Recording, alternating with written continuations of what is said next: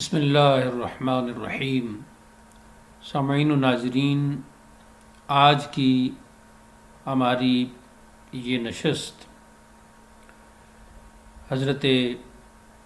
سیدنا ابو بکر صدیق رضی اللہ تعالی عنہ کی فضائل و مناقب کے حوالے سے ہوگی۔ اس میں ہم حضور ریاض الملت مفسر قرآن پیر مفتی ابو النصر محمد ریاض الدین قادری چشتی نقشبندی سہروردی قدس سرہ کی کتاب خلیفہ بلا فصل سے مطالعہ پیش کریں گے۔ سامعین و ناظرین، بقیہ ویڈیو ملاحظہ کرنے سے پہلے ہمارے چینل کو سبسکرائب کیجئے، ویڈیو کو لائک اور شیئر کیجئے اور گھنٹی کے بٹن کو بھی دبا دیجئے تاکہ آپ کو بر وقت نوٹیفیکیشن ملے اور آپ ویڈیو ملاحظہ کر سکیں۔ جزاکم اللہ۔ اگرچہ کتاب کے کچھ شروع کے مباحث بھی ہیں، لیکن آج کی نشست کا آغاز روایات احادیث سے ہوگا۔ حضرت نے اس کا عنوان رکھا روایات احادیث درشان حضرت سیدنا ابو بکر صدیق رضی اللہ تعالی عنہ، یعنی ارشادات نبی کریم علیہ الصلاۃ والتسلیم۔ اس میں روایت کی جمع ہو گئی، اور وہ بھی حدیث کے معنی میں یہ لفظ استعمال ہوتا ہے، اور احادیث خود حدیث کی جمع ہو گئی، اور حدیث سے یہاں مراد آپ صلی اللہ علیہ وسلم کے اقوال مبارکہ اور آپ کی باتیں ہیں، آپ کے ارشادات ہیں۔ ارشاد کی جمع ہو گئی، اور ارشاد کا مطلب رہنمائی کرنا، رہبری کرنا اور آگہی عطا کرنا۔ تو یہ اس میں حضرت نے نمبر وار احادیث نقل کی ہیں اور مختلف حوالے اور مختلف کتب کو سامنے رکھا ہے، اور اس میں کیا ترتیب رکھی اس کا بظاہر تو اس طرح اندازہ نہیں ہوتا، بس نمبرنگ ہی نظر آ رہی ہے، لیکن در حقیقت جس روایت کو پہلے بیان کرنا چاہیے یقیناً اس کو پہلے بیان کیا ہوگا، اور اس ترتیب میں کچھ حکمتیں ضرور حضرت نے پیش نظر رکھی ہوں گی۔ لیکن چونکہ یہ تمام روایات حضرت ابو بکر صدیق رضی اللہ تعالی عنہ کی شان میں ہے، تو اس میں تقدیم و تاخیر سے ایسی کوئی خرابی نہیں آتی۔ پہلی روایت ہے کہ میں نے جس کو اسلام کی دعوت دی تو اس کی طرف سے ایک گنا کراہت،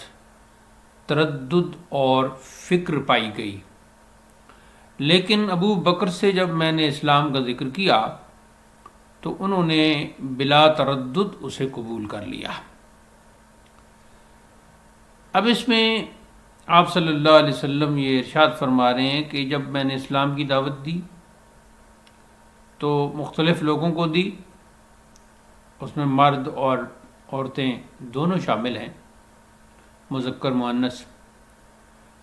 تو جس کو بھی دعوت دی اس کے ہاں کچھ نہ کچھ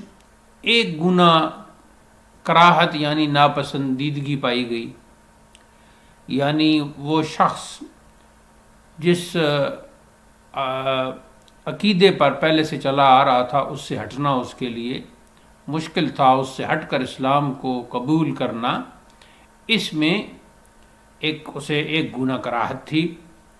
تردد اور فکر پائی گئی، یعنی ایک خیال کی دنیا میں وہ کھو گیا کہ آیا میں اسلام کو قبول کروں یا نہ کروں۔ اچھا، یہ لفظ جو ہے یہ قبول ہے، یعنی قاف کے اوپر زبر۔ قبول اکثر لوگ پڑھتے رہتے ہیں، لیکن قبول کا معنی اور ہو جاتا ہے، تو یہ قبول ہے، قاف کے اوپر زبر۔ لیکن شان ابو بکر صدیق رضی اللہ تعالیٰ عنہ یہ ہے کہ جب میں نے اسلام کا ذکر کیا تو انہوں نے بلا تردد اسے قبول کر لیا، کسی قسم کی اس میں انہوں نے وہ تردد میں، سوچ میں، فکر میں، خیال کی دنیا میں گم نہیں ہوئے۔ گویا حضرت صدیق اکبر رضی اللہ تعالیٰ عنہ کا قلب مبارک اللہ تعالیٰ نے پہلے سے منتخب فرمایا ہوا تھا، بس دعوت کی دیر تھی تو جو ہی دعوت دی گئی تو انہوں نے بلا تردد اسے قبول کر لیا۔ یقیناً یہ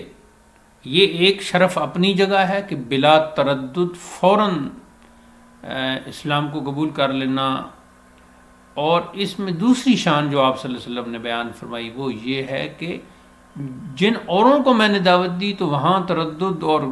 ایک گناہ کراہت پائی گئی، ایک گناہ کراہت کا وجود وہاں پایا گیا، مگر یہاں کسی قسم کی کوئی کراہت، کوئی ناپسندیدگی، کوئی تردد، کوئی فکر، کوئی خیال، کوئی ایسی لمبی چوڑی سوچ بچار نہیں کی گئی، بلکہ دعوت ملتے ہی فوراً اسے قبول کر لیا۔ تو اس روایت کے مطابق جناب صدیق اکبر کی ایک شان تو یہ سامنے آئی کہ انہوں نے اسلام قبول کیا، اور دوسری شان یہ سامنے آئی کہ انہوں نے بلا تردد اسلام قبول کیا، اور تیسری یہ شان سامنے آئی کہ ان کا بلا تردد اسلام قبول کرنا ان کے مقابلے میں تھا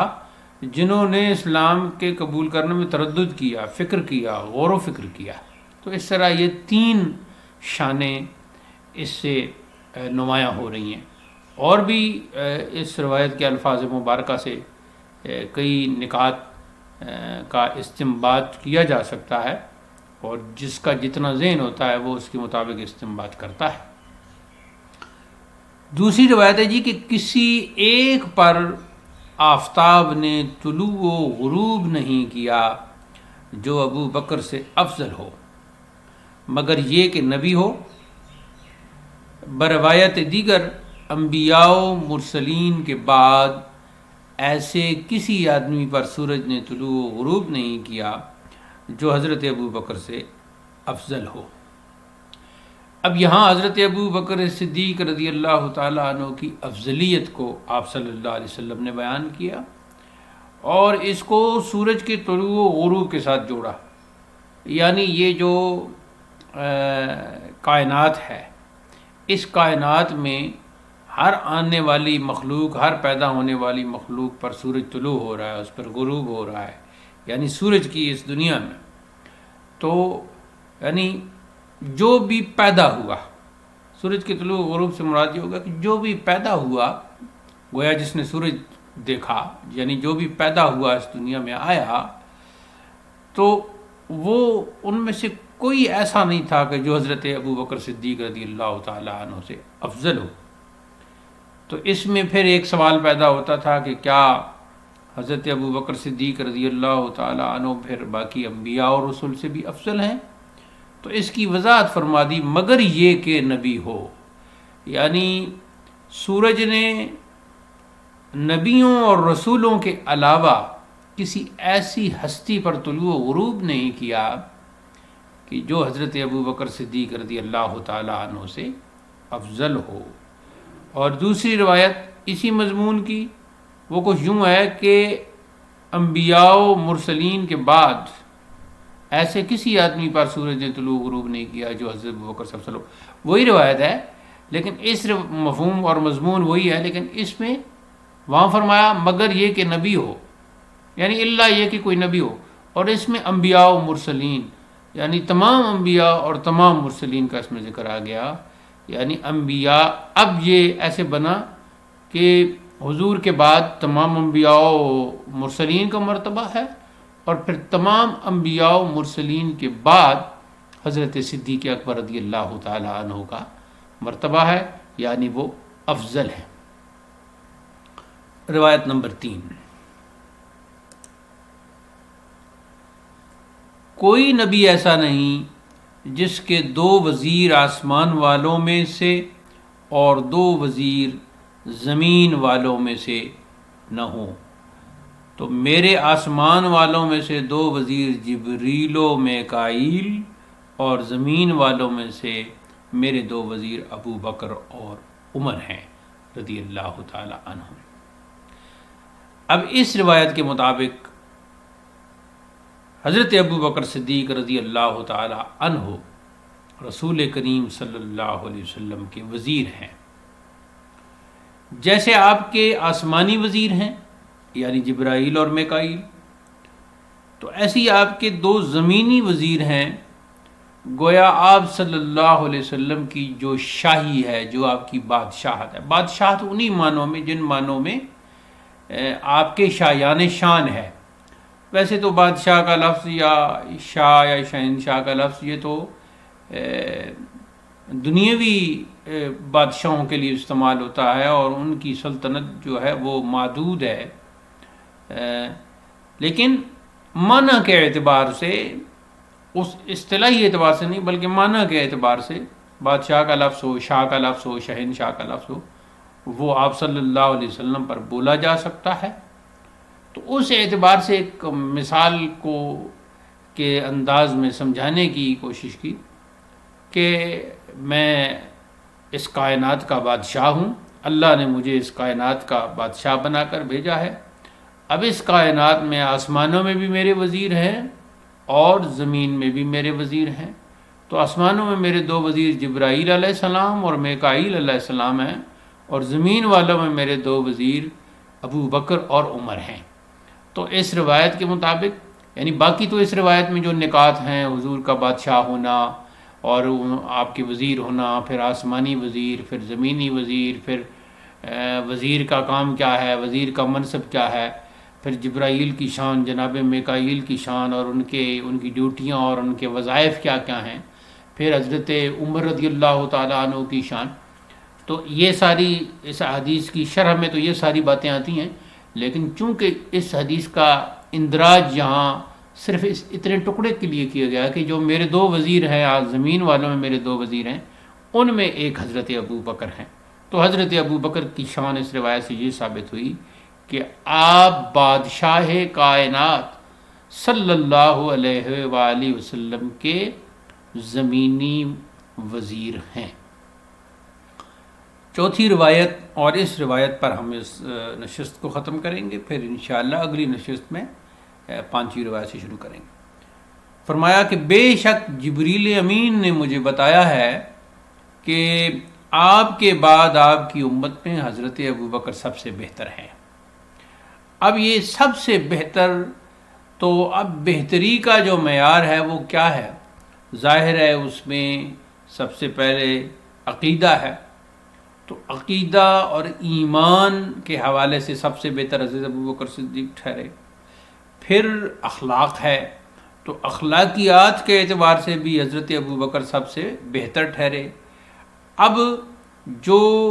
اپنے عقیدہ و ایمان کے حوالے سے بھی سب سے بہتر ہے اور اپنے اخلاق کے حوالے سے بھی سب سے بہتر ہے، تو لازماً اس کے اندر افضلیت کی شان ہے، اور وہ سب سے افضل ہے۔ اس کا سب سے افضل ہونا یہ معلوماتی اور عقلی طور پر ثابت ہو رہا ہے۔ تو ارشاد فرمایا کہ یہ بات مجھے جبریل امین نے بتائی۔ اچھا، اب ویسے تو قرآن مجید بھی جبریل امین ہی لاتے ہیں، لیکن وہ کلام الرحمن ہے، اور یہ جو کلام ہے اس کو وحی کا مرتبہ حاصل ہے،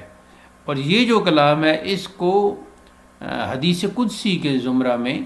شمار کیا جاتا ہے۔ تو یعنی جبریل کی زبانی ایک کلام آ رہا ہے اللہ تعالیٰ کا، تو وہ قرآن مجید ہے، اور دوسرا کلام جو ہے وہ اللہ تعالیٰ کا، تو وہ حدیث قدسی کی شکل میں۔ تو یہ حدیث قدسی کی فہرست میں آتی ہے کہ جبریل امین نے مجھے یہ بتایا کہ آپ کے بعد، اب اس روایت کے الفاظ سے آپ کا خلیفہ بلا فصل ہونا بھی ثابت ہو رہا ہے، اور ساتھ ہی ساتھ حضور کے بعد سب سے افضل، سب سے بہتر ہونا بھی اس سے ثابت ہو رہا ہے۔